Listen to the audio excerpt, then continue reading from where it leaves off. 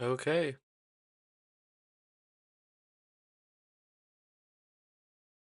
Looks like we're live. What's up, everybody? Welcome back. Today we're just watching the FOMC stream, and we're talking about what Bitcoin's gonna do. I came a little late because the FOMC meeting is starting in when? Let's see, in 3 minutes. Usually people want to do these streams a bit earlier, but there was some technical difficulties. Had to set up the stream again, redo the stream keys. It happens, but I gotta. We're gonna watch the stream today. And before the FOMC meeting happens, let's just look at what Bitcoin's going to do. Now, there is some patterns. There are some patterns that could happen, and they look pretty bullish. But the problem is, the FOMC meeting is happening, and usually during these meetings, it is really, really volatile. And so, because it's so volatile, I'm not going to be trading. But even though I'm not trading, there are some really bullish patterns that could happen. And so I just want to look at what crypto is going to do. But the FOMC meeting is starting soon. We got 3 minutes. So let me just, here's the FOMC meeting. It's already actually giving its intro. But we got 3 minutes before the actual meeting starts. And so let me just give you guys a quick overview of what's happening. So we're inside of this falling broadening wedge, Bitcoin, on the daily time frame. And so in the long term, of course, Bitcoin looks really, really bullish. We could be going up to, I don't know, $90,000 as a target because of this falling broadening wedge when we break out. And we're bouncing around inside of it, right? And on a short-term time frame, we're actually in a falling wedge, which means we also have a big chance of breaking out right now. And if we break out of this resistance line, we can go up to $68,000 to tap the top of this resistance line. And of course, if we break that, then we go up to $94,000, for example. But on the smaller time frame, we have more interesting patterns forming. For example, this ascending broadening wedge, which now acts as a resistance point. And this even smaller time frame, there's a pattern. It's just a simple bull flag. So if we do decide to follow this bull flag right now during the Federal Reserve meeting, then this bull flag could, for example, take us up to 63,400. But which is actually a line right over here, as you can see. It's a line on the Bitcoin chart that I have as a resistance point. It's a really pretty big resistance point. It has a lot of technicals involved, including Fibonacci retracement, and this being a 0.618 Fibonacci level. But the only reason I believe that we're not going to stop here is because of this ascending broadening wedge, which usually we take and we pump from the bottom and we reach all the way at the top. So if this is a pattern that will take us up, we're most likely going to go all the way up to the top, which is at around $65,000. That's the target. Yeah, I think the bullish target for today, $65,000. Now, how much time do we have left? We got 57 seconds. So we'll be looking at the meeting. But while we're waiting, what we can see is actually we had some volatility already. Before the meeting even happened, we have some volatility. Look at this. And that's exactly why I don't trade these patterns during this day, because of course the FOMC, the Federal Reserve, could release something that's completely in the opposite direction of what everybody thinks, and we just have a really big capitulation because everybody right now currently believes that Federal Reserve is going to cut rates by 25 to 50 points, which of course is bullish. And pair that with a lot of the bullish indicators that we have on the chart, it seems like today's going to be a bullish day. But don't forget that usually what happens is there's an initial pump, but then a crash, and then there's a pump. And so what happens is the Federal Reserve causes Bitcoin to liquidate uh, longs and shorts in both directions before Bitcoin stabilizes and actually goes up, for example, from the news. So, oh, look at that. If we do break out, of course, target once again 63,500, which is, let's just say, a 5% pump. That's pretty big. Now, let's see. Is it starting? Yeah, it should be already starting. But of course, they have this intro, really long intro where they just explain crypto. I mean, sorry, explain the government and what the Federal Reserve actually does. I haven't muted. And of course, look at that. People are already reacting to the news. Anyway, so we have, while we're waiting, what we can see, I'm going to show you guys a couple more indicators while we're waiting. On the long term, we also have the EMA ribbon. This EMA ribbon is also a huge support for Bitcoin in the long term. So in the long term, we look pretty bullish because we have a huge support level. And so a lot of people, because we're tapping the support level, believe that we're about to pump up to the upside. So that's another reason a lot of people are bullish. Right now, though, we're tapping the top of this EMA ribbon. We were inside of it, now we're tapping the top of it. If we break through this resistance, it now becomes support that we can use to pump up even higher. So that's another possibility that could happen. And of course, there's three resistance lines that we break. One of the biggest things is breaking through this line right here. And so even though there can be an FOMC meeting and there's a Federal Reserve that can happen, which, interesting. When is it happening? Looks like it's going to happen 2:30 p.m. EST. Oh, that's actually perfect. Eastern time. So, yeah, we got 30 minutes. That's actually perfect. So, we got 30 minutes. I'm not late. This is perfect. I can talk about crypto while I want. And so, let's go a little bit deeper because I got time. The EMA ribbon has been helping Bitcoin the whole entire way through the bull market. We've been tapping the top of the EMA ribbon for a while. And here's the interesting thing. If we break the EMA ribbon, that's not a problem. If we break this EMA ribbon in the short term, that's not an issue for Bitcoin at all. Because as soon as we break it, we'll go up. Which is why people say volatility to the downside is not happening because of FOMC meeting. Yes, it could. But here's the cool thing. If we do break to the downside, the pump we're going to have is much bigger because the effect of breaking below this EMA ribbon is basically an extra push of momentum when we're coming back up. And because if we fall anywhere, we're falling down to this support level. And if we get down to this support level, then what's happening after that? We're tapping the top. And if we break this level, like I said already, the target's pretty big. I can calculate it. Target's at $98,000. That's pretty exciting. Here, let me just make this a bit bigger. Here you go. Target's $98,000.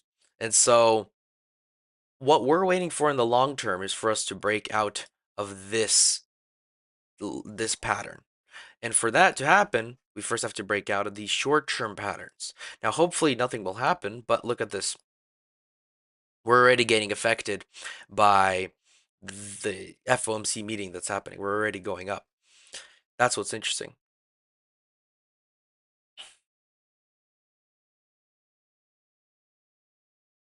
Sorry, just looking at the Federal Reserve.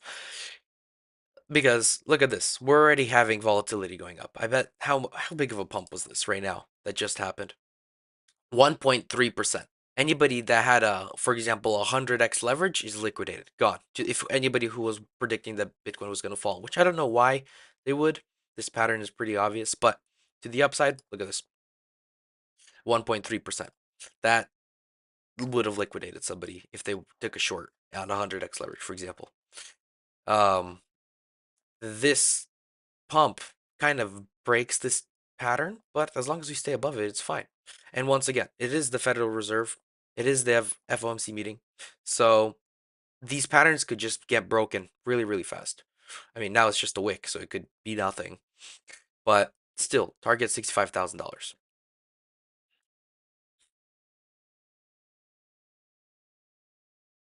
Now, while we're waiting for Bitcoin and while we're waiting for the meeting, the FOMC meeting, I want to show you guys something really, really interesting. Something I found because I used to believe that Bitcoin, this crash that we're having right over here, I used to correlate this crash to this crash right over here.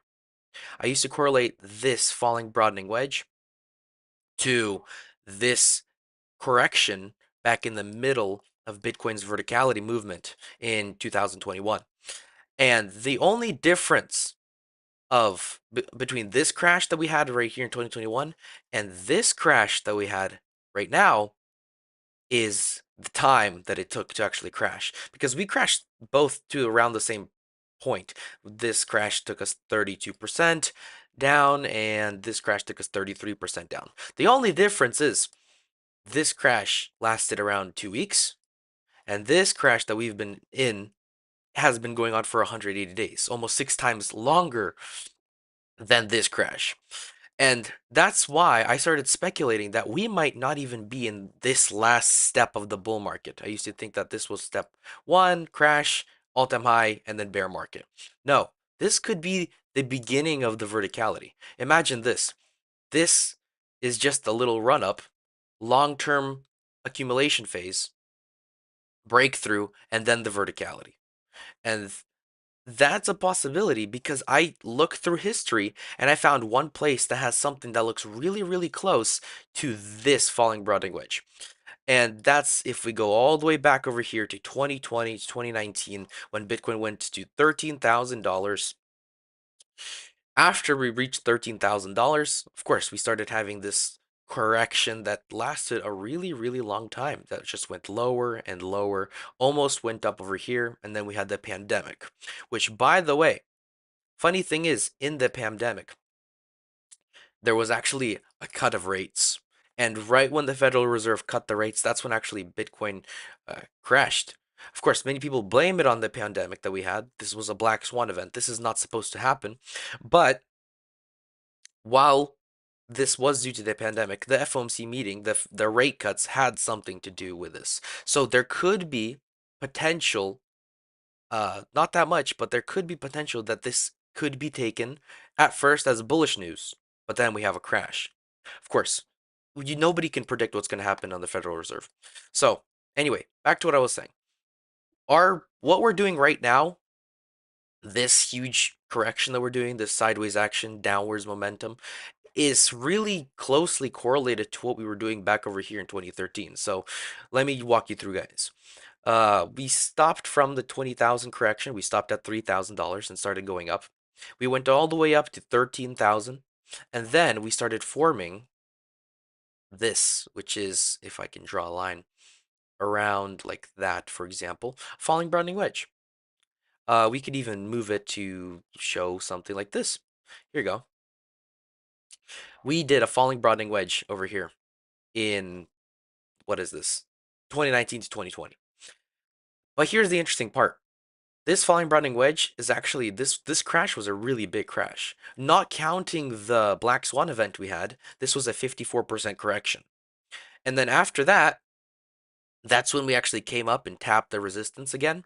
And many people actually believe that this is when the bull market was supposed to start.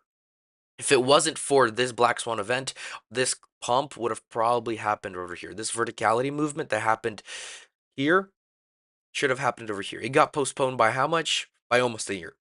So because of this black swan event, it got postponed a year. So it's a lot longer than what we're doing right now. But disregarding this event, we can see that this right here, this crash, if I pull up the Fibonacci retracement, it took us down to around the 0.618 level to the 0.7 level.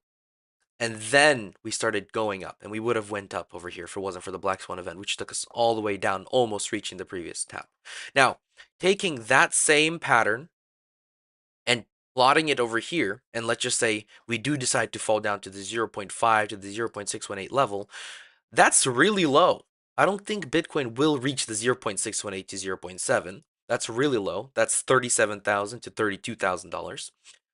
But you have to remember, even though I don't think we will reach these levels, you have to keep your mind open to lower levels, lower targets. You have to understand that we were at these levels at $37,000, for example, just last year. In the beginning of January, we were here. We went up to 76, and now people automatically assume that we will never fall back down. That's exactly what happened over here, I believe.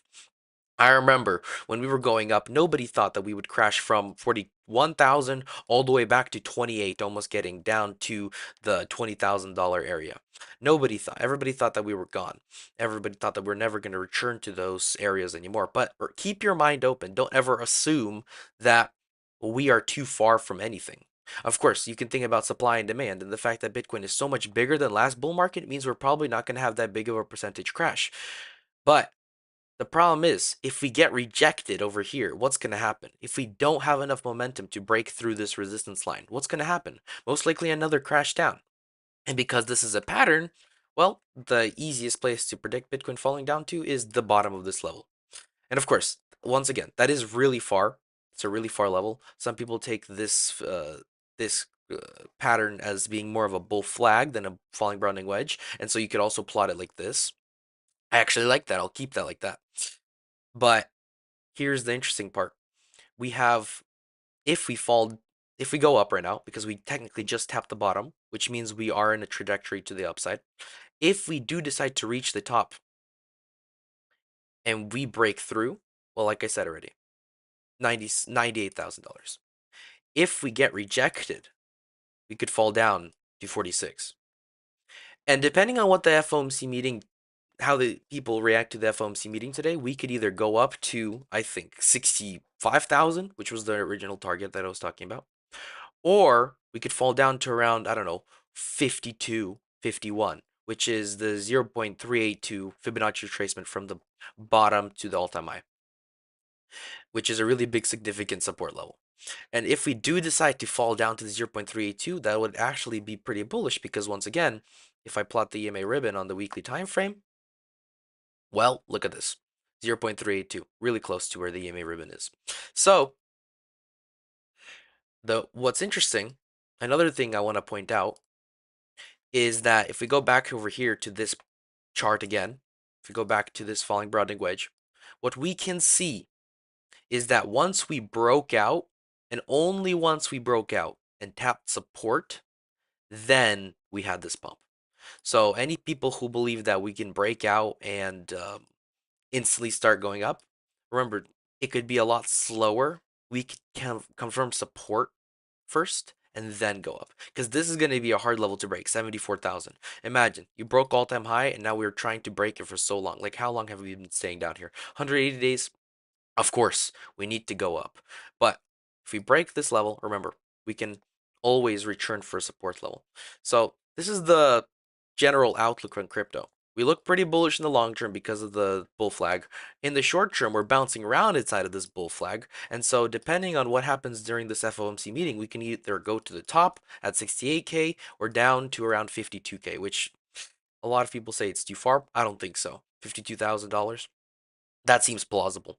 And also, if we do decide to crash, that would fit in with this smaller pattern that I see, which is a smaller falling Browning wedge. I mean, smaller falling wedge, and it could take us down to $51,000. And so, if we do fall down here, remember that's actually pretty bullish. Cheaper Bitcoin, and it's a good support level, and we test it and we break above it, confirm support, fly up 57. It could look something like this, like that. Or because of the FOMC meeting, we could see this, or just straight up verticality. That's why I don't trade during the day before, during, or after the FOMC meetings because it could just fly like crazy. It gets so volatile here. If you use any leverage, you can easily get liquidated. So that's why we just have to sit on the sidelines and watch what's going on because a lot of people will lose money if they are not smart today. Anyway, how much time do we got left? Looks like we got 15 minutes. Maybe we should talk about something else. If you guys have any coin you guys want me to just quickly look at, I could just look at it quickly. Just write it in the comments, write it in the chat. I'll see you. Anyway, I'll show you guys something else because here's what's interesting. Ethereum. If we go on Ethereum real quick. Okay, I got a lot of lines. I can just delete a couple. Here, let's start from the beginning. Ethereum, if I go on the daily time frame, while it is looking really close to Bitcoin, with its bull flag like this, it's in a different situation than Bitcoin because while Bitcoin has this falling broadening, like this falling wedge, Ethereum has more of a line going in this direction. We don't really have a resistance line like this, and because we're right now tapping this level, right now we're tapping the top of this falling broadening wedge. We technically are in a situation where we could fall down because we already got rejected compared to Bitcoin, which is actively tapping the top of our level of our wedge. Where right now, Ethereum's right now already tapped the top of the wedge and is already on a trajectory to the downside technically. If I go on a smaller time frame, you can see that we already tried tapping it 3 times. But remember, Ethereum, the whole entire crypto space kind of gets affected by the FOMC meeting. So what we can see is if we do get rejected right now from this level, of course, quick tap down over here by Ethereum to 2100, but that's nothing to worry about because in the long term, in the midterm, we're looking like we could pump up, tap the top, tap the resistance. Once we break it, we're just going to keep bouncing around. I see really big momentum to the upside. Once we break this level, this falling Browning wedge takes us back up to around 2,800, and we're on a trajectory to 3,300. And because we're also in this big bull flag by Ethereum, Ethereum looks really bullish with Bitcoin too. Here, let me show you. If we do decide to pump up, the only difference about Ethereum versus Bitcoin is that its bull flag is a lot bigger than Bitcoin's. If I plot the Fibonacci retracement, we kind of already reached the 0.786, which is why this bull flag, by technicality, does not actually work. By technicality, bull flags usually fall down to 0.5 to 0.618 level. That's usually the corrections before we decide to go up. But this bull flag takes us down to the 0.786 level. But if we do decide to break out right now, if we do decide to go up, we can go up to the $4,600 level. Now, somebody asked in chat, what's the fear and greed looking like? Well, good question. Let's open it up and see. Fear and greed, 45. People do not know what's going on. It's a little slightly to the left of fear. It's little slightly more to fear right now. It came out of being of a big ditch. We were really in fear. We were at 33. Now we're at 45. People are more like, I don't know what's going on. Usually when that's going on though, it's exactly at 50. We're at 45. But look at this. Let me just show you guys the maximum of, well, let's just look at the 3 months. We were down over here in this ditch yesterday. People were not knowing what was going on. And, but the interesting thing is that we were at 22 and September 6th, and now we're just crawling out of this big hole. Last time we were there, that was like over here in August 6th. So maybe it's something with the sixes. Happens every single month, maybe. But let's see, September 6th, that was all the way back over here when we were crashing. That's how low it was. And after that, of course, we started crawling out of this of the fear and greed. People are starting to get more confident, more greedy, and right here it dropped. It makes sense. And right now, what's interesting is that we're not greedy. People don't know what's going on. People aren't sure whether we're gonna go up or down. And that's because a lot of people, while they believe that Bitcoin could go up to 65,000, well, I feel like a lot of people are bearish, and they are in the bearish direction, which is another reason Bitcoin could go up. And so don't take people being bearish as a negative, as bearish news itself. People being bearish is actually kind of more bullish for Bitcoin because usually Bitcoin goes the opposite of what a lot of people think. That's why 90% of traders lose money because they think with their gut. And if you think with your gut, well, then Bitcoin will take advantage of you. So because 90% of people think with their gut and their gut's telling them to go bearish, my charts say to go, Bitcoin's going to go up instead. Bitcoin's going to be bullish. And so those people who decide that Bitcoin's bearish in the short term or the mid term, they could be wrong really easily. And of course, we're inside of a bull market, so I don't know what they're thinking. They're probably really happy that we actually had a crash down to 49,000. They're like, yes, bear market's starting, but no, I don't know why they're celebrating. We're going back up, and this is just a regular pattern. Anybody who doesn't see that pattern, hate to break it to you guys, but you're missing out. This is a big pattern. And just saying, a lot of people think that the target for Bitcoin, the all-time high that's going to be reached is 150K. People think that's going to be the top. I'm saying, yeah, that could be the top, but I think more. Because think about if we're in verticality, think about this pattern right over here. Back here, our pattern that Bitcoin created, we went to 13, fell down, and look at this pump. It's like 3 times higher than this $13,000 pump we had. And of course, because Bitcoin's bigger, we could have a less percentage rise, but that doesn't matter.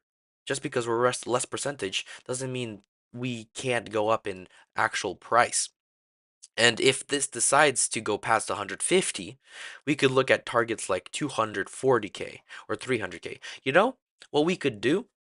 We could actually grab a Fibonacci extension, go from the bottom to the top, and just see the different levels that Bitcoin could go up to. And the cool part is that the 1.618, the golden ratio, this is the most uh, active target that Bitcoin usually reaches, is at 146K. Essentially 150.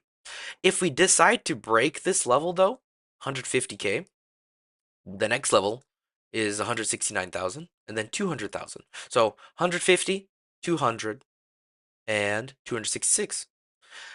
And depending on how much momentum we have, of course, we can go up to 150. We break that, 206,000, and it could still keep going up. Of course, my Fibonacci extension ends at 5, which is at $348,000. But the fact that there's a 1.618 retracement level right over here at 150 is really, really bullish. And after that, there's a 2.618, which is at 200K. I'll keep these lines for myself. Here's another interesting thing. The target for the pump that's going to happen, the 0.618 level, is at $87,000. And this rise, this $87,000 level, that's the 0.618 retracement level. And so one place where Bitcoin could go up to and stop is the 0.618 level. One thing that Bitcoin could do right now, if we decide to break out of this level right here, this target, reach the $73,000 area, tap support at this level, and finally break it, or do like a bull flag, break it, and step ladder up to 0.618, where we could have another bull flag before rising up to 0.7, and then after that, I don't know what could happen. I'm picturing Bitcoin being more of a slow roller instead of an instant verticality movement. Let's see how much we got. We got 8 minutes by the looks of it. It says right over here, watch live September 18, 2:30 p.m. EST. That's in 8 minutes. And hopefully we can see what Bitcoin's going to be like. And while we're waiting, let's look at something else because I did hear something interesting was going on with Solana. Let's see. Okay. What's going on with Solana? Oh wow, Solana actually fell down because I've been looking at Solana, and if I go on the daily time frame, Solana is looking completely different from Ethereum. You can see that we have this bull flag, but it's looking more of a bullish pennant instead of a bull flag. This is completely different than what Bitcoin has, which is a falling Browning wedge, and Ethereum has a bull flag. Solana has a bullish pennant. Essentially, they do the same exact thing, but the only difference is this is actually a rising support and this is a falling support, which means we can technically sometimes we have a higher likelihood of falling down compared to Bitcoin, which it's much harder to actually catch up to a falling support level because you'll need a lot more money to actually reach there every single time, and we have to stop eventually. And this Solana, because we're inside of a bullish pennant instead, the only difference between these two indicators is that the bullish pennant creates pressure over time, and the longer we stay inside of this, the more pressure we got and we break out to the upside. Now, there's still a target, and for Solana, on the long term, the target's $300. Seems possible. It barely breaking the $258 target that we had in the past. Of course, $300. That seems really plausible, or somewhere around there. We could just tap the previous all-time high again. But the cool thing is, on the short term, on the 1 hourly time frame, while we did crash, we actually tapped the bottom of this support for the this bullish pennant. And that's bullish because now that we tap support, we're technically in a trajectory to the upside. And so the next thing for Bitcoin to do, while it went up and it fell down right now, this is the crash that everybody's talking about, the big crash. The only thing that is just a small short-term correction that took us down to 0.618. And 0.618, like I said already, that's the most likely place that Bitcoin stops at when it does a correction. And so 0.618, now that we tapped it, what's next for Bitcoin? It's time for Bitcoin to go up. I mean, this is Solana, sorry. It's time for Solana to go up. And where does Solana go to? Well, let's pull out the other chart indicator, the 1.618. Whoops, that's not it. The Fibonacci extension. And the Fibonacci extension takes us to $158 because that's the 1.618 level. $158 resistance, break that. 165, break that. 177. And the only reason I am actually saying this The only reason I'm saying $165 is a good target is because we're also tapping this support here. Okay, guys, could you give me 1 second? Let me check something.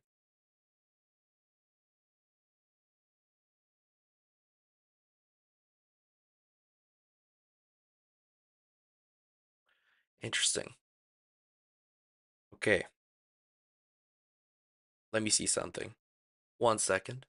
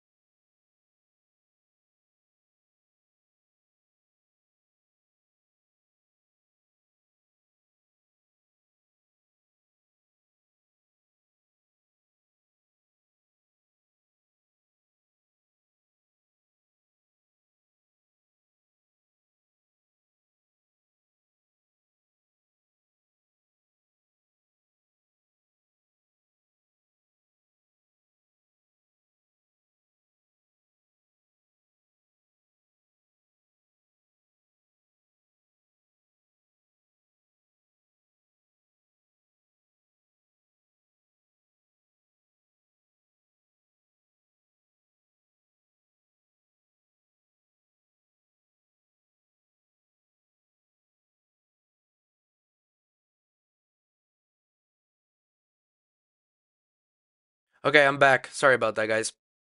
Just had to check something out. So, that Fomc meeting. Well, I'm watching Meet Kevin. Let me just search up Federal Reserve. Federal Reserve. Looks like the meeting is happening in what? We got 2 minutes before it starts. And apparently, I'm what I'm hearing news of is that the Federal Reserve has already most likely what's going to happen is going to have a 50-point cut. So, 0.5% rate cut. And of course, this is going to be really big news for Bitcoin. And I really want to see what's going to go on.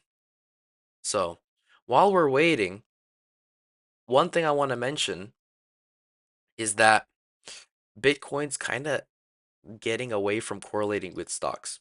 Let me just show you guys. If I toggle the S&P 500, well, where is it? If I put the S&P 500 onto the charts of Bitcoin and we just look, okay, for some reason it's not plotting. Give me 1 second.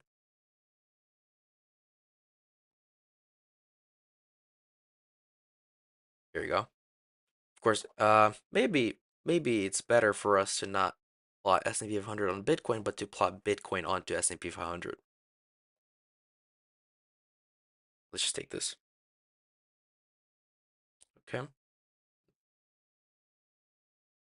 Okay, and there you go. The Bitcoin's decoupling from the S&P 500. And maybe that's a good thing because that means that people are now realizing that Bitcoin's its own entity. It's not related to the S&P 500 anymore. And while we do have some crashes that correlate, the crashes do correlate. The S&P 500 is going in an upward trajectory while Bitcoin's going in a downward trajectory. And while in the short term, yes, we do have the green candles do match up with the green candles slightly. The trajectory is completely off. Okay, we have the FOMC meeting starting. Okay, let me know if you guys have any questions, and let me know if you guys are hearing the audio. Right now, I don't hear anything myself, so there's probably nothing.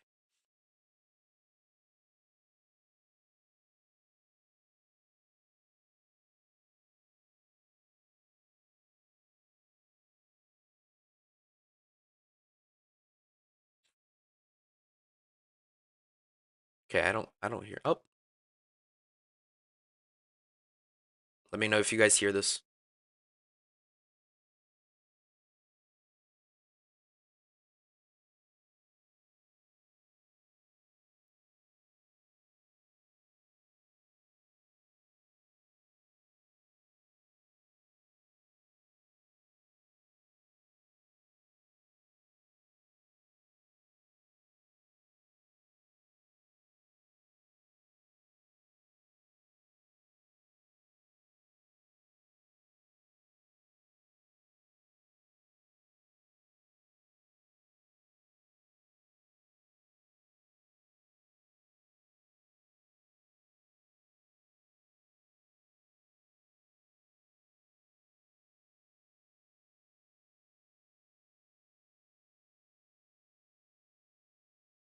Okay, it's confirmed. There you go.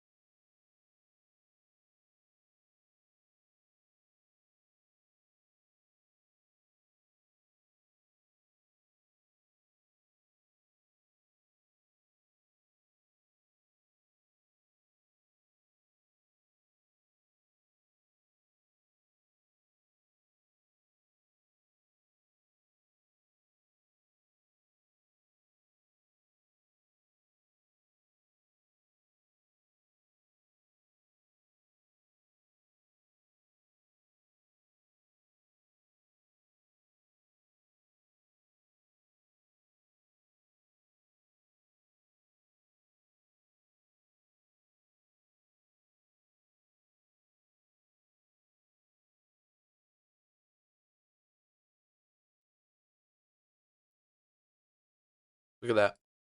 Look at our pump.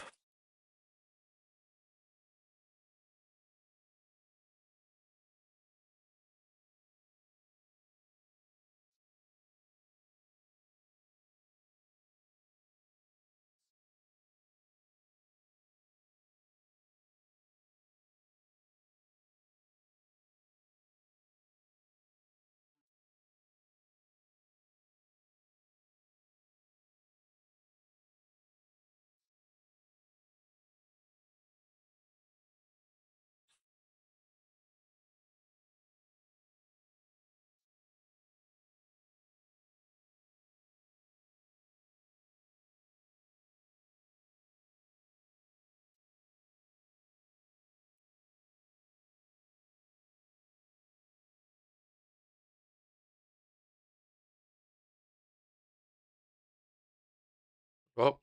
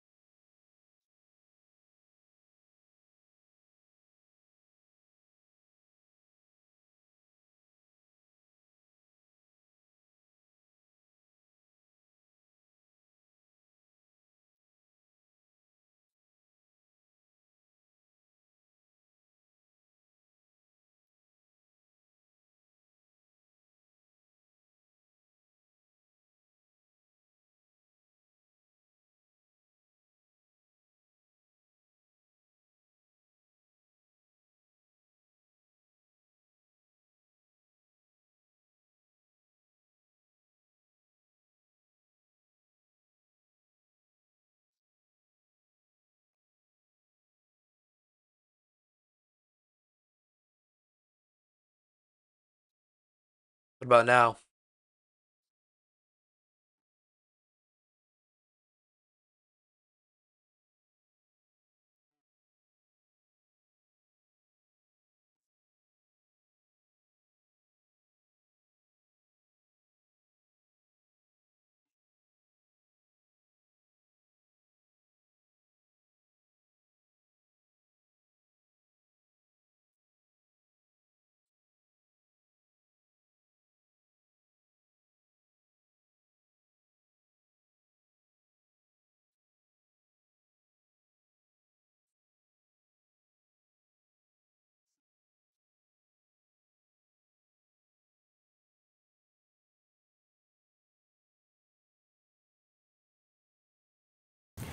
In light of the progress on inflation and the balance of risks, at today's meeting, the committee decided to lower the target range for the federal funds rate by a half percentage You hear it point now? to 4.75% to 5%.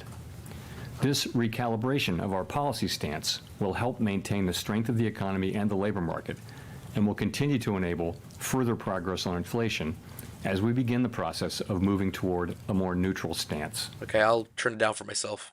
On any preset course, we will continue to make our decisions meeting by meeting. We know that reducing policy Okay, restraint too quickly so could look at the hinder progress on 100% inflation. rate cut At the same time, 50 reducing points, restraint and look too at that. slowly could We had unduly an initial weaken pump, economic and activity look at and this employment. volatility that's going on. In considering additional adjustments to the target range for the federal funds rate, the committee will carefully assess incoming data, the evolving outlook, and the balance of And risks. In our SEP, FOMC participants wrote down their individual assessments of an appropriate path for the federal funds rate based on what each participant judges to be the most likely scenario going forward. If the economy evolves as expected, the median participant projects that the appropriate level of the federal funds rate will be 4.4% at the end of this year and 3.4% at the end of 2025. These median projections are lower than in June, consistent with the projections for lower inflation and higher unemployment. okay, As well let's just as talk the about change the in price real balance of quick, risks. because look at what's happening with crypto. These Look what is projections, happening with however, are Bitcoin. not a We commitment broke to out a of future this decision. small As the 1 economy minute evolves, pattern, monetary policy will adjust in hit order to best perfectly at promote our target, maximum and came employment straight back down to the and support price level. stability Now, goals. what I said is, if we If break the this support economy level, holds remember, solid if we and do inflation decide to break persists, this support we level, can dial back and we our confirm price range support more on here, slowly. we can If go the up to labor market were to weaken $62,000. unexpectedly or inflation were And to fall more quickly than $62,000 anticipated, we are prepared is to the first respond. target. Policy is well positioned to deal with 63,500 the is the risks and second, and uncertainties that we face in $65,000 pursuing both sides of our dual is mandate. the third target.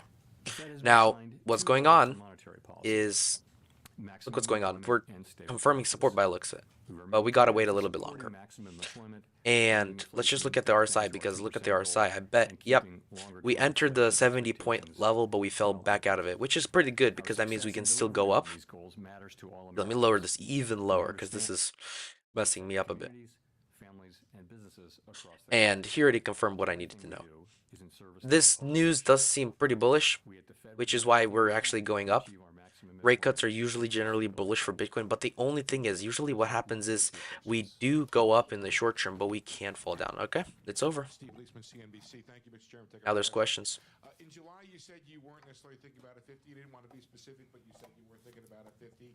The inflation data last week came out a little firmer than expected. Retail was strong, third quarter GDP running 3%. So what changed and made the committee go 50, and how do you respond to the concerns that perhaps it shows the Fed is more concerned about the labor market? And I guess, should we expect I more want to hear his 50s in response the on months this. ahead? And based on what should we make that call? Thank you. So, okay, a lot of questions in there. Let me jump in. Since the last meeting, we have had a lot of data come in. We've had the two employment reports, July and August. Yep. We've also had two inflation reports, including one that came in during blackout. We had the QCEW report, which suggests that suggests that the payroll report numbers that we're getting may be artificially high and will be revised down. You know that. We've also seen anecdotal data like the Beige Book. And so we took all of those and we went into blackout and we thought about what to do, and we concluded that this was the right thing for the economy, for the people that we serve, and that's how we made our decision. So that's one question. What was the second and How third? do we make the, sorry, thank you, sir. How do we figure out in the months ahead, is there another 25 or 50 coming in?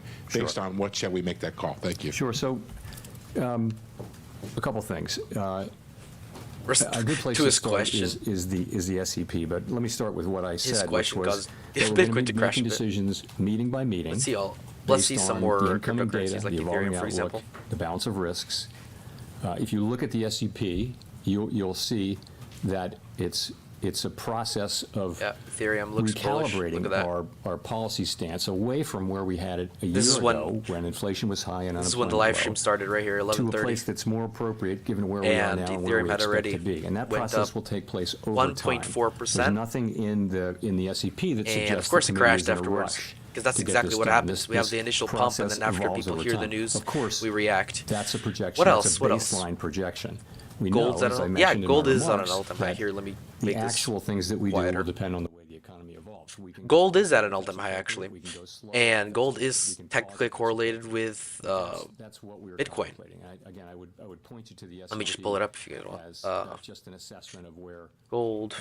of what the committee is thinking today, what the individual members rather of the There committee you go. are thinking today assuming that their particular forecasts Just high Bitcoin. take, But here, are realized. oh, actually, let me pull back on Bitcoin because look what gold's doing. Gold's just pumping up like crazy. Hi, And wait, Chris Rugaber, my question is Associate gold Vice reacting President. to The this, projections how show do you that the call it? Fed This officials FOMC meeting? expect the Fed funds Let's rate see. to Well, still at be 11, above we had this their initial estimate pump, of long so, run neutral by the end of but next year. here's So, 11:30 does right that suggest here. you see rates as And restrictive gold is reacting for the worse. entire Wait, let's see. period? Is Does that Bitcoin threaten reacting the the same way, weakening of the or job market that you said let's you'd like see. to Let's go avoid? back on the 1 minute Or time does frame. it What is gold? suggest What is that Bitcoin doing? maybe, people see the short run neutral as a little bit higher than thank you. I think the way I would really No, characterize it is this. Bitcoin's I not think reacting people in wrote that down same their way. Gold estimate, is individuals reacting did. bearishly, I think and every Bitcoin's single reacting person on the bullishly. committee, But in the with long somewhat term, sure look at level this of 4 hourly certainty time around the number, frame. they would What say does this look there's a like? wide This range looks like a where that could default fall. So bull I flag. think we don't know And yet. what For does a that mean? model-based That approach, means that we could go it's even more higher up for empirically based gold approaches on the that long term. estimate what Look the at this. neutral rate will be at any given time. But $2,670. realistically, we know it That's the never target works. on the So 4 hourly that leaves us in a time place frame. where On the we'll be daily short. time frame, We though, expect in it's a base lot case harder to to be understand where continuing to gold remove is the going to go restriction. We'll be because looking at the way the economy gold reacts to is here. that, This and is that'll be guiding us really in our messing thinking. me up because Question that we're gold, now that we broke all-time high, it's in uncharted territory. But the reason we are in an all-time high, there's a lot of reasons people say, but one of the reasons is because gold is a hedge against the US dollar. So when the dollar does poorly, Bitcoin and gold do much better. And the fact that gold is pumping at an all-time high may be an indicator that the economy for the dollar economy is actually crashing down.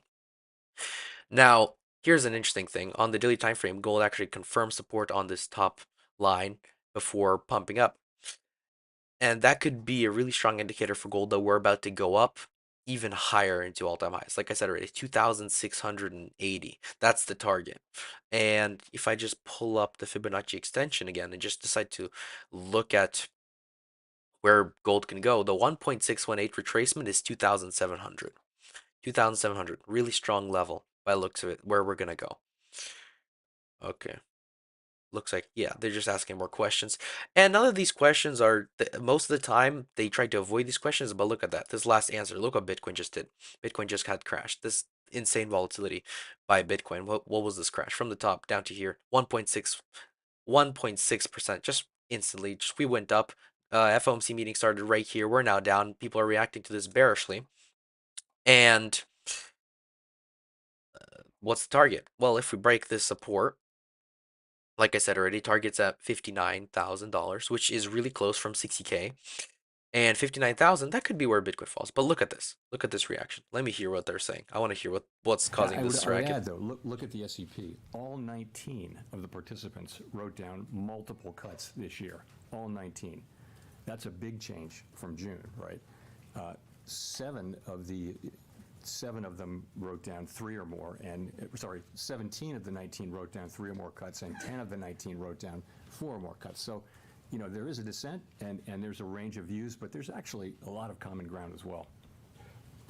Sounds like there's going to be more cuts if I'm hearing that correctly. This is in the books. Can you give us some guidance as sort of follow up to Steve on the pacing here? Would you expect this to be running every other meeting once we get into next year? For Yeah, example? we're gonna take it meeting by meeting. As I mentioned, there's no sense that the committee feels it's in a rush to do this. We made a good, strong start to this, and that's really, frankly, a sign of our confidence. Jerome Powell doesn't Confidence want that people to inflation panic, is, so he's not is really coming telling down, that much. He's to just toward saying 2% we're on a sustainable we're basis, figuring and out that meeting by gives us meeting. the I ability bet most to like try 100% they to already make have a good, schedule strong of what they're start. gonna But, do for the next meeting and I'm very pleased and to what they're me, the gonna logic of this, release. both from But an they're not gonna economic release it. They standpoint don't and want also people from a to risk actually management react to it standpoint, was until it clear. actually happens, But I because think people we're could gonna go into panic if, for carefully example, meeting they by say, meeting "Oh yeah, we're gonna be dropping make our decisions as we go. the rate by 50 points 4 times." That's what people were asking here. Hi, Chair And Powell. Gina Smilik with the New York Times. Thanks for and taking he's the like, question. possibility, but we You don't and your think we're colleagues inside of gave our, your economic we don't think it's projections that today, bad. So slowed the unemployment on rate his down to reaction though, on that 4.4% and answer, staying there. it Obviously, did historically, when crash the a bit unemployment because people rate did climbs hear that, that oh much yeah, over a there relatively could short be period of time, it possibility of doesn't more typically rate just cuts stop in the if it future, continues which is increasing. bad for the And so I economy, wonder if you can good walk for us Bitcoin. through why you see the labor market But stabilizing, sort of still, what's the mechanism Bitcoin there, did and fall what do you down. see as the risks? This actually does increase So, the probability of again, Bitcoin the being labor inside of market a is actually in rising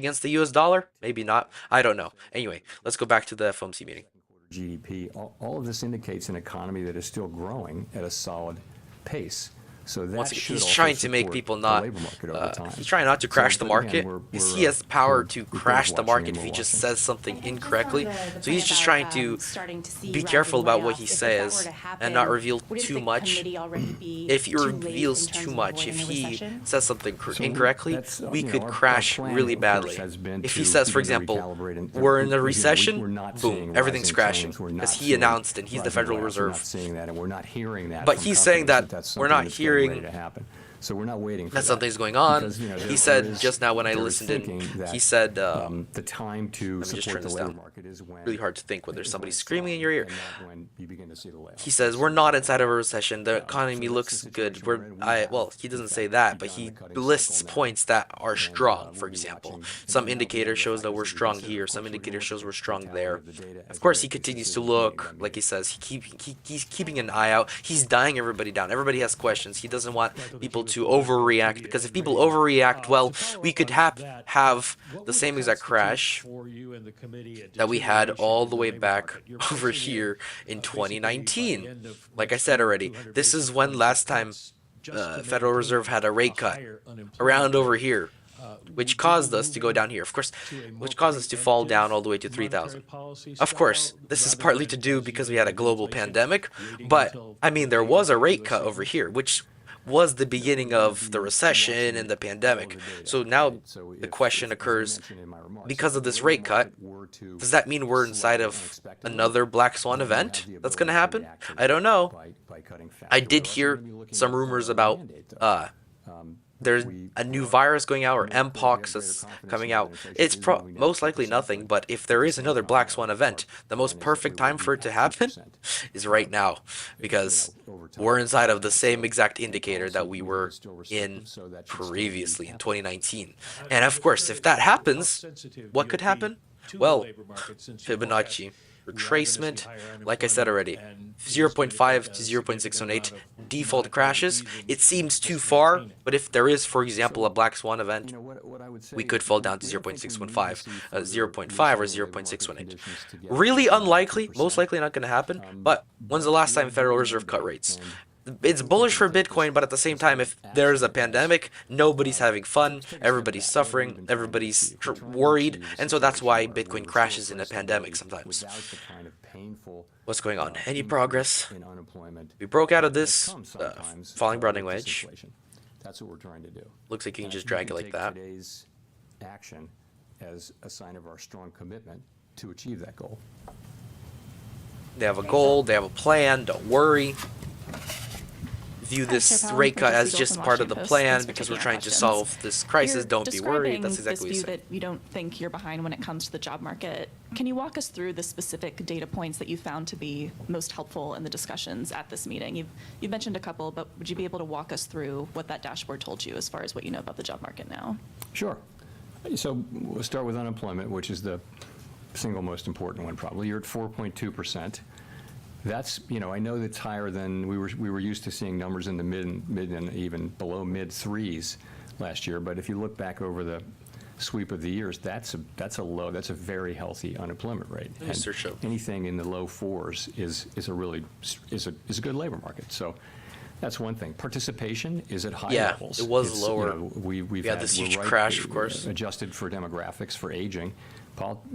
Participation's at pretty high levels. This? That's a good thing. Oh, 2020 Wages makes are sense. still a bit above what would be their wage increases. Rather, are still went all just the way a bit up to above what, where they 14%? would be over the Yeah. very longer term. It was to be at consistent with 3.6, 2% inflation, but they're very much 2022, coming down to all what the that way. sustainable Now we're at level is, so we feel good 4.2. about So that. technically, unemployment is going up. Vacancies over, per unemployed is back Last to, time but it's still a very last time strong unemployment level. was It's going not up as high like as it this was. at That this number reached 2 wave to 1, is 2 back in the vacancies for every 2008 unemployed person. depression.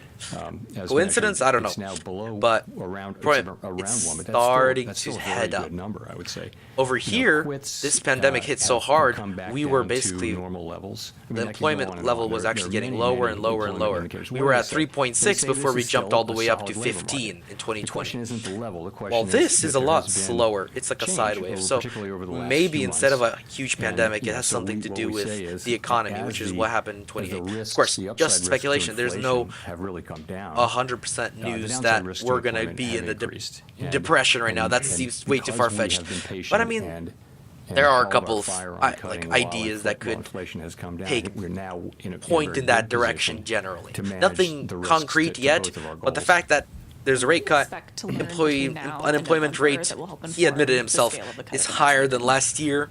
Usually You know, we're more going data, down. The usual. Don't look for anything else.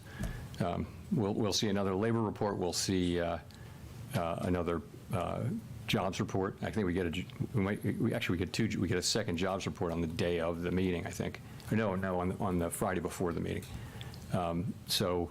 And inflation data. We'll get all this data. We'll be watching. You know, it's always a question of look at the incoming data and ask what are the implications of that data for the evolving outlook and the balance of risks, and then go through our process and think what's the right thing to do.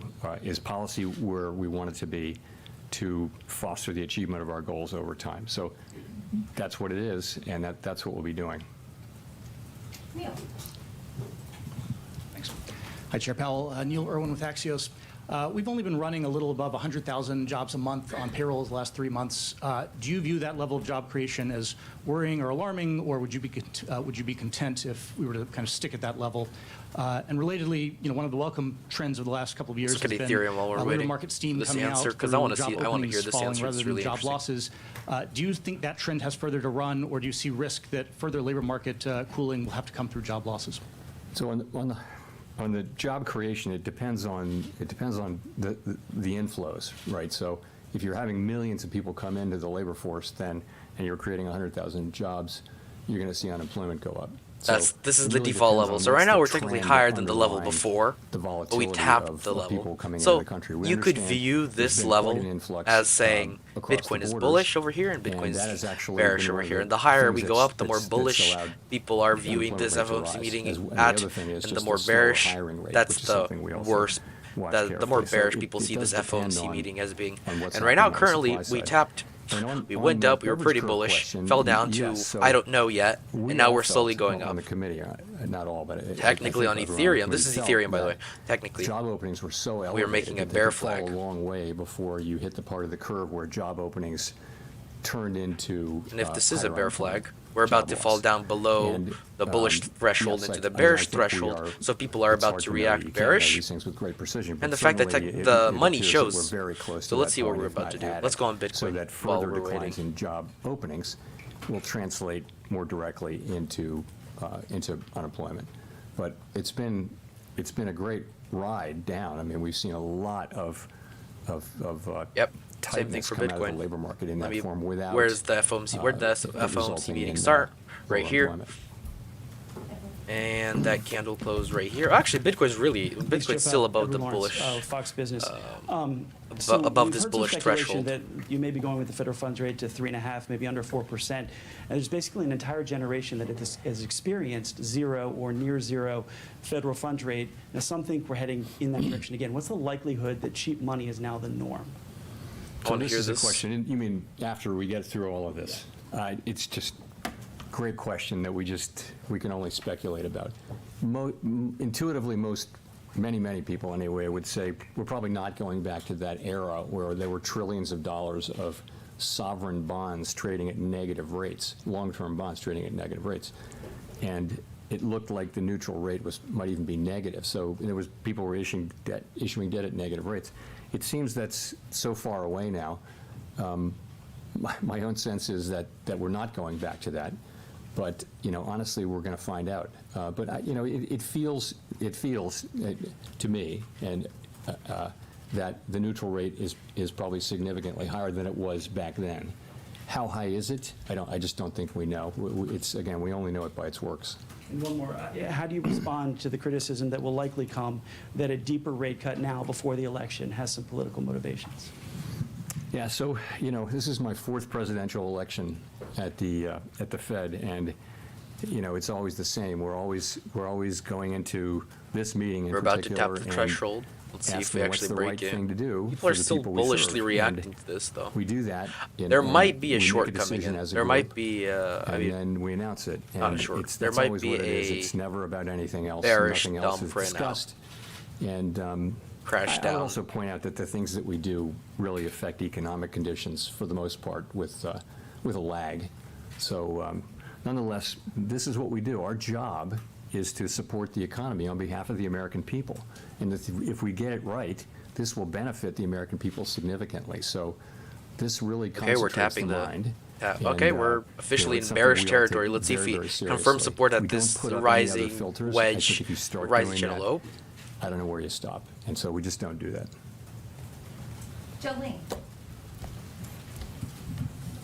Thank you, Chair Powell. I'm Jolene Kent with CBS News. My first question is, very simply, what message are you trying to send American consumers, the American people, with this unusually large rate cut? I would just say that, the U.S. economy is in a good place, and our decision today is designed to keep it there. More specifically, the economy is growing at a solid pace. Inflation is coming down closer to our 2% objective over time. And the labor market is still in solid shape. So our intention is really to maintain the strength that we currently see in the U.S. economy. And we'll do that S&P by 500. returning rates from their high level, which has really been, the purpose of which has been to get inflation under control.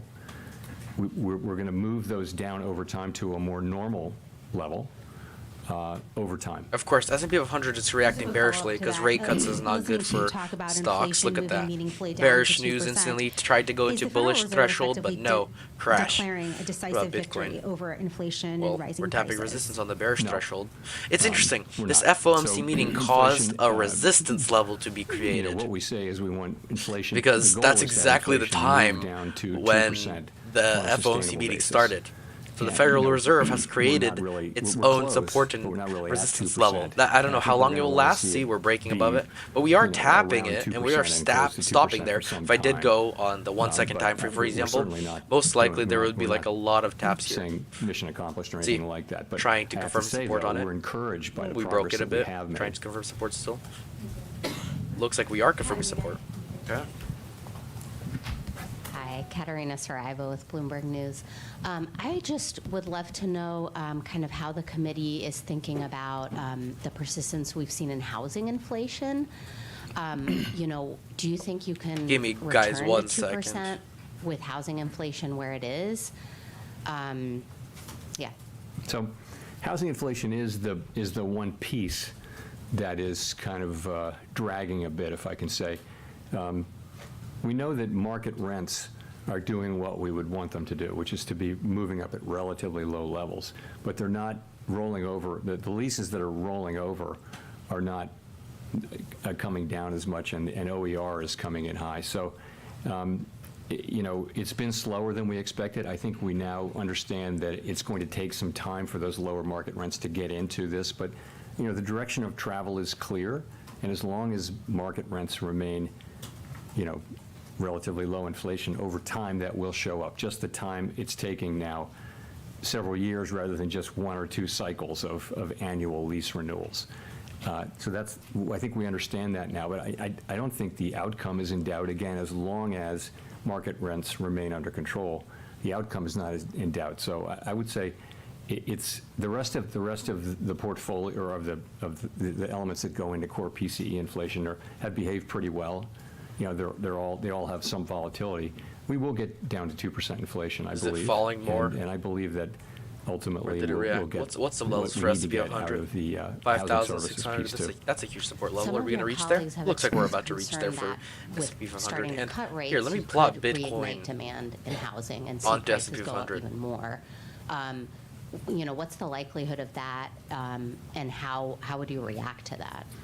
So the housing market, it's hard to game that out. The housing market is in part Okay, S&P frozen 500 's because on the of bottom, Bitcoin's lock-in on the with top. low rates. People don't want to sell their home, so because they have a very low mortgage, it'd be quite expensive to refinance. As rates come down, people will start to move more, and that's probably beginning to happen They are pretty already. correlated. But remember, when that happens, you've got a seller, but you've also got a new buyer in many cases. So it's not, obvious how much additional demand that would make. I mean, the real issue with housing is that we have had and are about on gold? track to continue to have not enough housing. And so it's going to be challenging. It's hard to find, to zone lots that are in places where people want to live. It's Interesting. all of the aspects of housing are Well, I mean, it makes more and more sense. difficult. And, where are Gold we going to get the supply? crashed. And this is not something that the Gold Fed had a can really- really fix. It had But a I pretty think big, as soon we as the normalize FOMC rates, meeting you'll see the started right housing over market here, normalize. that's when this And, I mean, ultimately, decline by started getting for inflation gold. broadly down and Not getting even those stocks, but rates gold too normalized had and a getting the housing decline. cycle normalized, that's the best thing we can do for householders. And then the supply question will have to be dealt with by the market and also by government. We are tapping the support on gold. The support, like I said already, with Politico. this Just following up on rising some of the wedge labor market that we talk technically broke earlier, out you know, of, with monetary the target policy being operates 2,700. with long and variable We need to lags. confirm support. And I'm So wondering I how guess much you see we're being perfectly able to tapping keep the unemployment this support rate from level, and that's actually pretty bullish if we decide to stay at this level. From the fact that you're starting to act now. Now the and question that's is, going are we give going to people stay at more this room level? to run Oh, versus gold. just Let's the look labor at this. market We is have strong. And a then bull also, if I flag, a could, following smaller up on bull Nick's flag question, on the 1 hourly time frame. do you see today's which we're 50 basis point creating. move as partially a response to the fact that you Let me didn't just cut get in rid July, of this and line that and sort this of gets line. you to the I'm on same the 1 place? hourly time frame right now. So you're But look right at that about crash lags, for but gold. I Wait, would- what is I would just Bitcoin point to doing? the overall economy. Okay, we're You have an below the economy that threshold is now. We're growing officially at in a bearish solid territory. pace. I mean, If you look at bearish forecasters or response talk to companies, to they'll say that they this think FOMC meeting that 2025 happened all the way should back be a here. good year too. Like I said, this usually happens. We have one The initial, U.S. economy we have basically initial fine rise if you before talk we to fall market down. participants. Business And people this who is are when the actually out real there stuff happens. doing The real business. response So occurs. I think, I think our move is timely. I do, and as I said, you can see our 50 basis point move as a commitment to make sure that we don't fall behind. So you're really asking about your second He's question. trying you're not to asking fall about behind. July. And I And guess if the you- words he if says you ask, implies that there is something wrong, even though if he we'd does gotten the July say report, they're keeping a before hold the on meeting, things. would we Why have cut? say that We might well unless the have. market, there's something We wrong didn't with the make that market, decision, unless but, people are worrying we that the might well have. market's I think inside of, that's the not, market's going down. Because we that can see the doesn't, market isn't doing the best really it answer was. the That's why question there's that an we increase ask in ourselves, which is unemployment let's look, rate, when which he at did this meeting, say. we're looking That's back why to the July stocks right now, employment by the way, report, are the August employment yeah, report, the stocks two are CPI crashing. reports, one of Response which to this came, Fed cut. of That's course, why there's a during Fed cut. blackout, and all of the other things that I mentioned. We're looking at all of those things, and we're asking ourselves, what's the policy stance we need to move to? It's clear that we clearly. If only Fear and Greed got literally, everyone on the committee updated agreed farther. I want to see that what it's Fear and time Greed to goes move. to, because it's at 4 hours and It's just 51 minutes how right now. big- It's going to how update in fast 4 you hours, will, and what do you think about the 51 path minutes. forward? So this decision once we it made today updates, had broad support we on the could committee, have and I've discussed the either path lower ahead. fear or higher fear, depending on what Bitcoin does right now. Thank you, Chair Powell. Elizabeth Scholze with ABC News. Mortgage rates have already been dropping in anticipation of this announcement. How much more should borrowers expect those rates to drop over the next year? Oh, Very hard for me to say. That's from our standpoint. I can't really. he doesn't speak want to mortgage give numbers, rates. I will because say, if he gives numbers, it's going to drop that'll down. depend on how the economy evolves. The mortgage rate is going to Our, react really badly if he gives numbers, intention, because they though, are is we think dropping. that our policy was appropriately restrictive. We think that it's time to begin the process of recalibrating it to a level that's more neutral rather than restrictive. We expect that process to take some time, as you can see in the projections that we released today. And if things work out according to that forecast, other rates in the economy will come down as well. However, the rate at which those things happen will really depend on how the economy performs. We can't look a year ahead and know what the economy is going to be doing. What's your message to households who are frustrated that home prices have still stayed so high as rates have been high? What do you say to those households? Well, what I can say to the public is that we had a burst of inflation. Many other countries let's see around how the it world reacts had a to similar hearing the burst of word inflation. burst of And when that inflation. happens, part of the answer is that we raise interest rates in order to cool the economy off, in order to reduce inflationary pressures. It's not something that people experience as pleasant, but at the end, what you get is low inflation restored, price stability restored. Trying to reach above the bullish A good definition of price threshold? stability is that people in their daily decisions, they're See not if it thinking about does. inflation anymore. That's where everyone wants to be, is back to what's inflation. You know, we just keep it low, keep it stable. We're restoring that. So what we're going through now really, it restores, it will benefit people over a long period of time. Price stability benefits everybody over a long period of time just by virtue of the fact that they don't have to deal with inflation. So that's what's been going on, and I think we've made real progress. We don't tell people how to think about the economy, of course, and of course people are experiencing high prices as opposed to high inflation, and we understand that's painful. Greg. Okay, we're officially in there. Hi, Chair Powell. Greg Robb from MarketWatch.com. I was wondering if you could go through, you said just at the beginning that coming into the blackout, there was like an open thought of 25 or 50. You know, the Fed could move either 25 or 50. I would sort of argue that when we had those two last speeches by Governor Waller and New York Fed President John Williams. I'm waiting for the meeting to end, because once it ends, that's when the reaction is set. We're about to see what's going on. That's what people need to, people are still contemplating what's going on while the meeting's actually happening. That's why we're bouncing around between the bullish and the bearish sides of this FOMC meeting. The market had been pricing in like low odds of a 50-point move like they were last Wednesday. You know, after the CPI number came out, it was a really small probability of a 50-point cut. Does that play in your consideration at all? Just talk a little bit about that. Thank you. We're always going to try to do what we think is the right thing for the economy at that time. That's what we'll do. And that's what we did today. That's all he said. That's all he said. He avoided the whole question. Thank And you, all Chair he Powell. said Simon is, Rabinovich with The Economist. we all always try to mentioned do the how closely best that you're we can watching for the labor economy. He market, just but you also avoided noted that question payroll in its numbers have been a little entirety. bit less reliable lately because of the big downward revisions. Does that put your focus overwhelmingly on the unemployment rate? And given the SEP projection of 4.4 basically being the peak in the cycle, would going above that be the kind of thing that would trigger another 50 basis point cut? So we will continue to look at that broad array of labor market data, including the payroll numbers. We're not discarding those. I mean, we'll certainly look at those, but we will mentally tend to adjust them based on the QCEW adjustment, which you referred to. There isn't a bright line. It will be, the unemployment rate's very important, of course, but there isn't a single statistic So or a single we're inside bright of line a falling, over which that thing falling wedge, that might move, that which would technically is bullish, dictate one thing or and it another. takes We'll us look all at the way each up to meeting, around we'll look at all the data on 161,500 inflation, or economic activity, $62,000 right over and the here, labor market, which is the top and we'll of make this decisions about rising is our wedge. policy stance So, where it needs to be. that could be good. To foster over the medium term our mandate goals. Yeah, so I can't say we have a bright line in mind. Matt Egan? Thanks, Chair Powell. Matt Egan from CNN.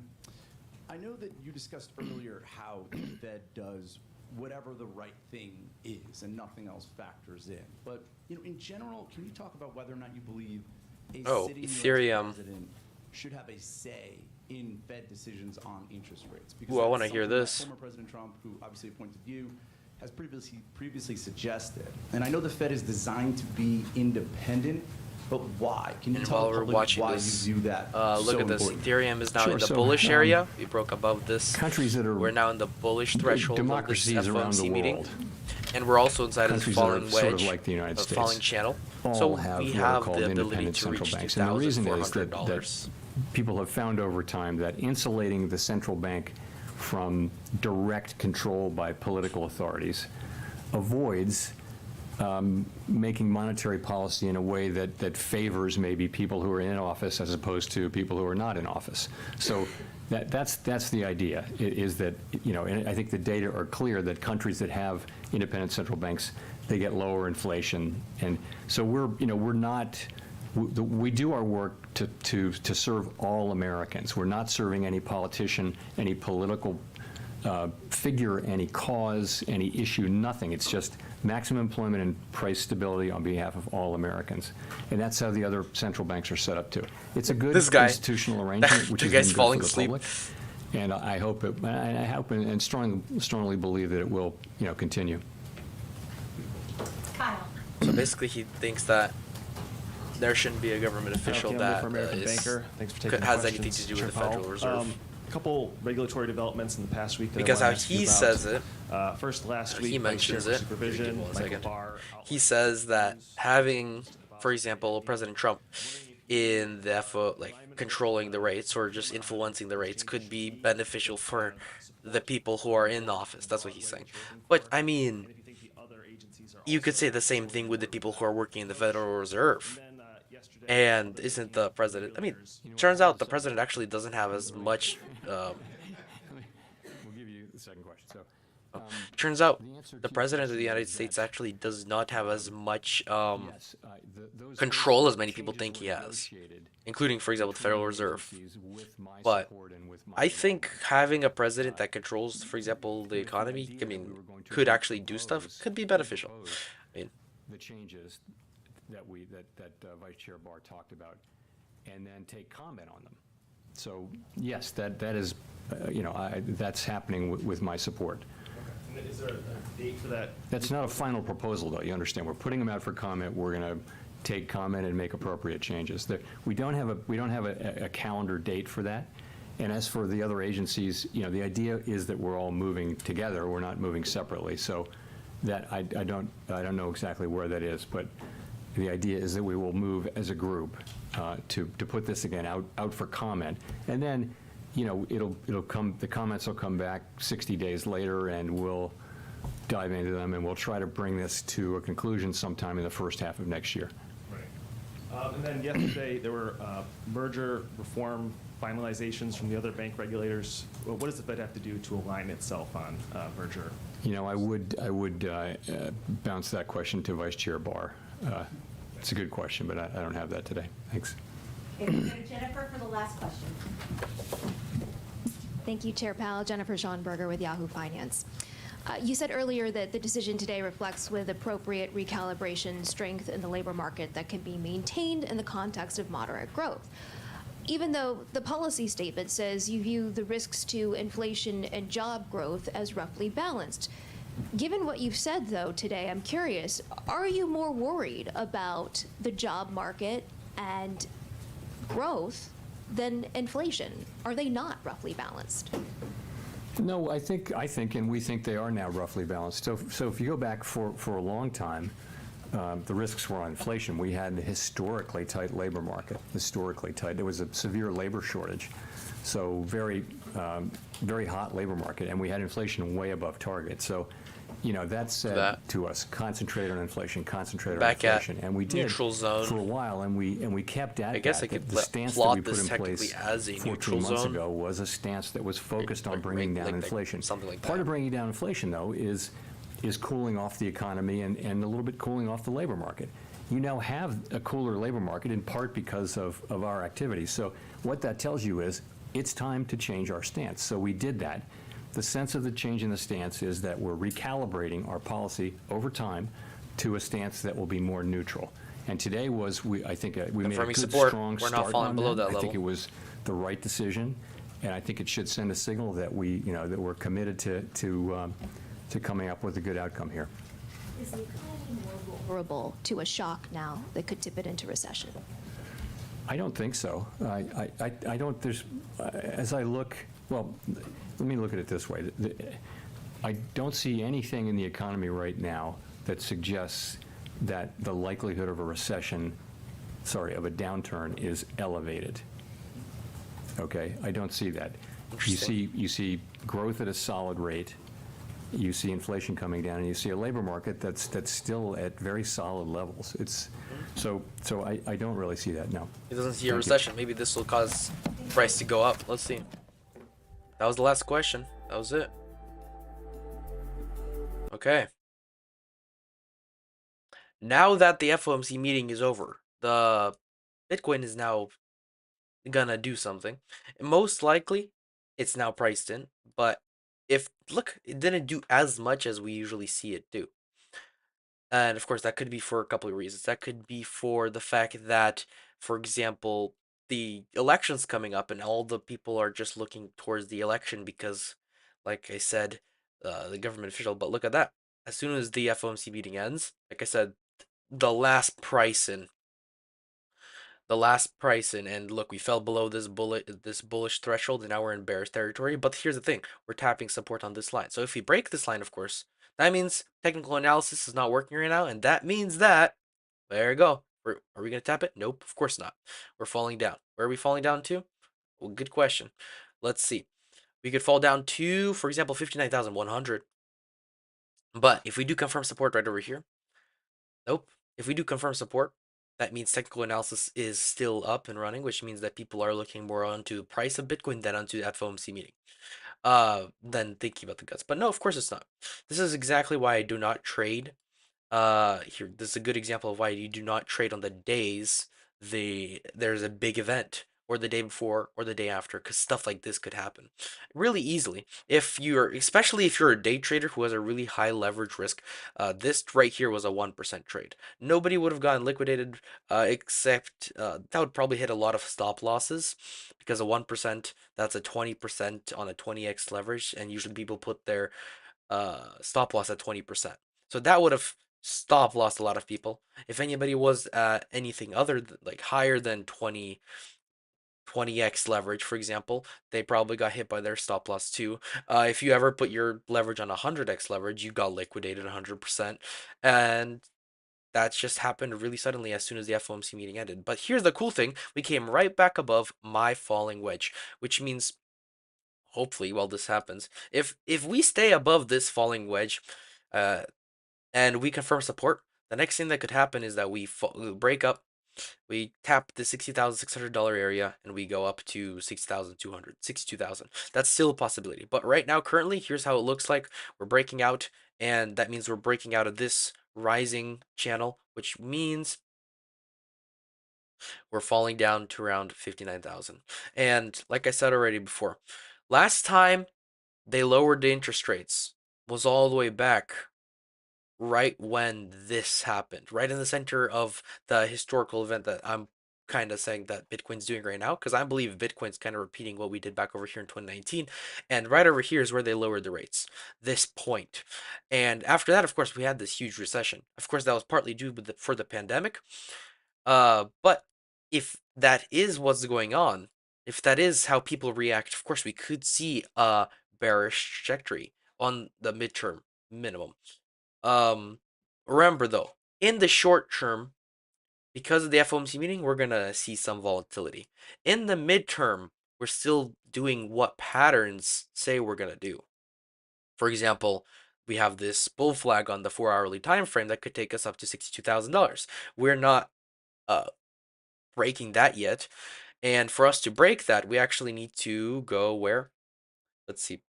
We actually need to fall down to, let's see, let me just figure out what's going on, because I have a lot of pattern. Yeah, right here. We actually just need to say confirm support on top of 60,130 with this support line. And we're basically, you could say, confirming support on top of that bull flag. And that's almost where we went to right here. This line is this line is that bull flag. So I mean, if we do confirm resistance underneath this line, I mean, that all that means is that we're back inside of that bull flag and we're still bouncing around. But of course, this is all technical analysis. FOMC meetings and meetings that are really, really popular and a lot of people are watching can affect everything. It can affect the money. It can affect how things act. And so what you got to look at is what the money is doing, how it's reacting to the news. FOMC meeting ended, so we're going to give the price like 10 more minutes to just see what it's going to do. And maybe there could be some other huge crash. Maybe, see, we're still trying to figure out what's going to happen. We just had this huge crash. Now we're going back up to this level, which once again is the threshold. It's the middle line. This is where we figure out if we're bearish or bullish, depending on the reaction. If we're below it, we're bearish. If we're above it, we're bullish. Right now, currently, we crashed, but we were just jumping around inside of it. So, Bitcoin, let's see. That's how Bitcoin's reacting to it. We're going to watch. Still inside. See, it's still inside of my falling wedge. What does that mean? Well, that means that technical analysis is still holding up. Let's see what else. Solana. Let's just quickly look at Solana. What is Solana doing? Well, it's also inside of this falling channel that I see, and we're also bouncing around inside of it. That's on 1 minute though, so let's not look at that. Okay, right. 1 hourly time frame. All that this FOMC meeting did is this little red candle for now, and we're still following through with everything. Solana looks like it just tapped the top of here, of the top of this level. We're in a falling channel, and because we tapped the top, technically we could fall down to the bottom at 125, but that's up to speculation. That all depends on what we do, because we could rise back up. We didn't fully tap the top of this channel. Let me just move it down a bit. Let's see what else. Ethereum. What is Ethereum doing? Oh, oh, oh. This is the threshold right over here, this line, and we're tapping it. If we break this threshold, we're breaking out of this falling channel, which is bullish because it takes us all the way back up to 2,300. But because we're getting rejected, most likely we're falling down. So it all depends on what we're going to do right now. What else? S&P 500. Now that the FOMC ended, S&P 500 is going up while Bitcoin is falling down. Nope, it's also going back up. It's in the same threshold. So apparently we still have a little bit more to go until we react, until we figure out what will happen because of this FOMC meeting. But maybe nothing will happen. We don't always know. The whole point is that you can't really predict what's going to happen based off real world news. Jerome Powell really carefully avoided the mines that he could easily have hit if he would have said something wrong or said a word, like accidentally said that we are in a recession. That would have caused a crash. But he avoided all that stuff, and of course this means that people could be reacting better. And of course, because we have a rate cut of 50 points that's bullish for Bitcoin, like one of the people said in the chat, this is the first time in 4 years that they're actually lowered their rates. So it could be bullish in the short term. At the same time, it could be bearish in the short term, but doesn't matter because in the long term, that's bullish for Bitcoin. And so I'm just going to keep this on for a little bit longer. I'll be right back with you guys. Just hold on 1 second.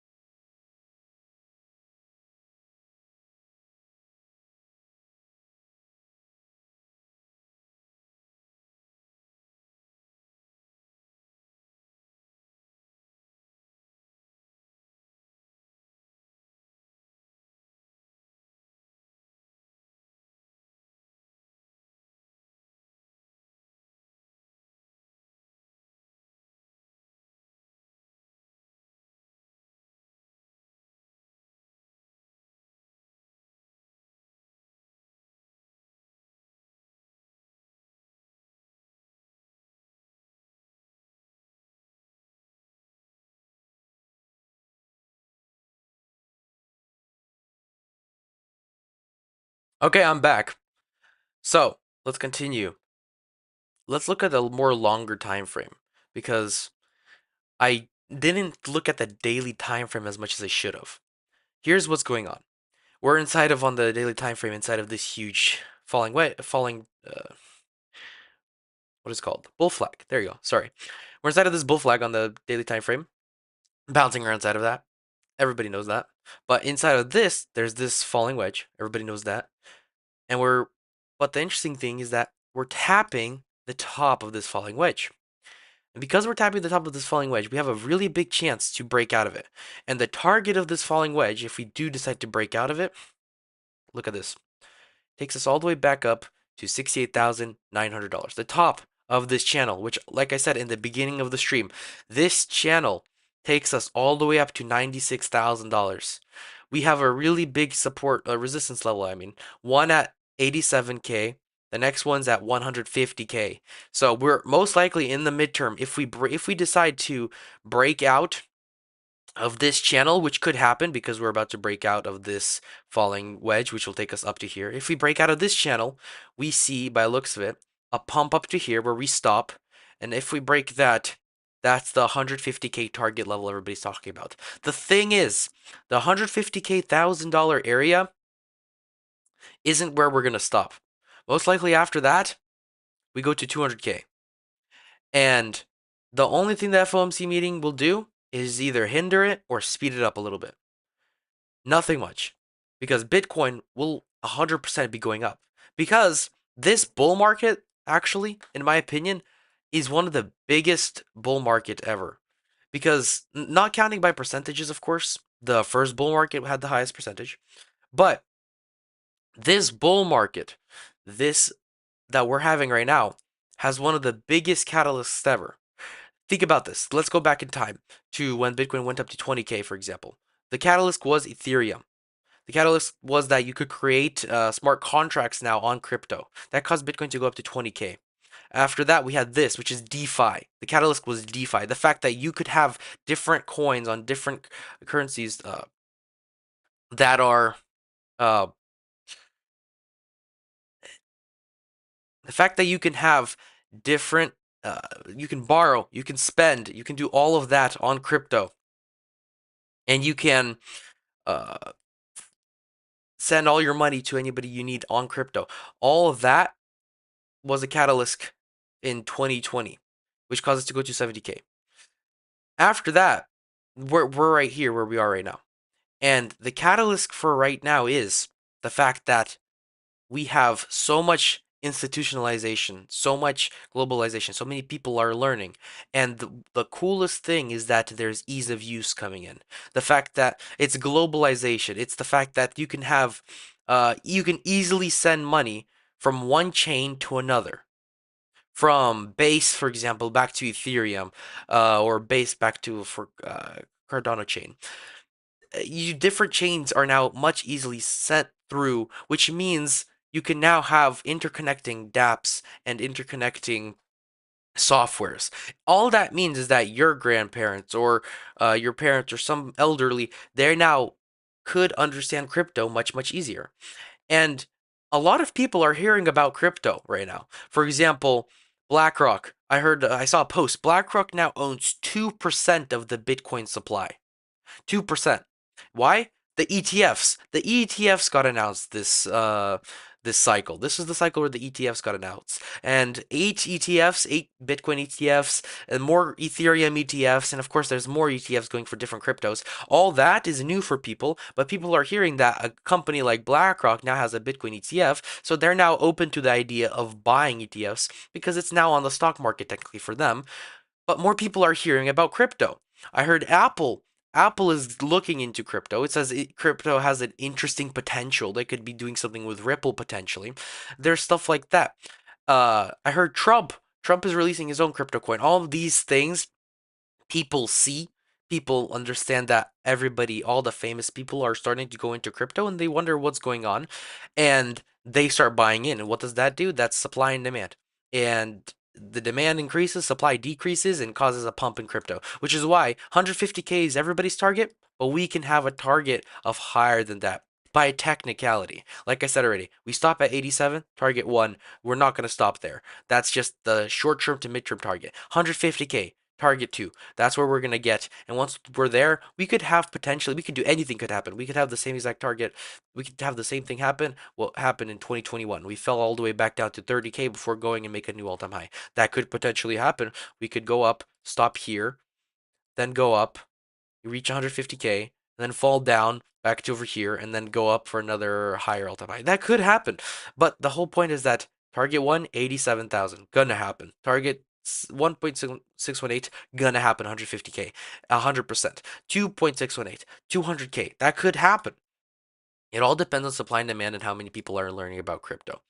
Anyway, let's look at one last time what's going on in Bitcoin on the weekly, on the 1 minute time frame. Looks like we're still bouncing around inside of this falling wedge, which means most Bitcoin is just following the technical analysis that I have right over here. It's just not really getting affected by the FOMC meeting as much, but it could happen in an hour. It could happen in 2 hours. It all depends. It could be delayed. So that's why I don't trade the day during, before, or after FOMC meetings or big events like that. Anyway, with that being said, guys, I gonna go. I don't actually feel that good. I'm pretty sick. I think I caught a cold. And so I'm gonna go drink some tea with some honey and get my throat all better. But with that being said, guys, hope you guys enjoyed this live stream. If you did, leave a like down below. Subscribe if you haven't already. Hope you guys enjoyed this video. I'll see you in the next live stream. Bye, guys.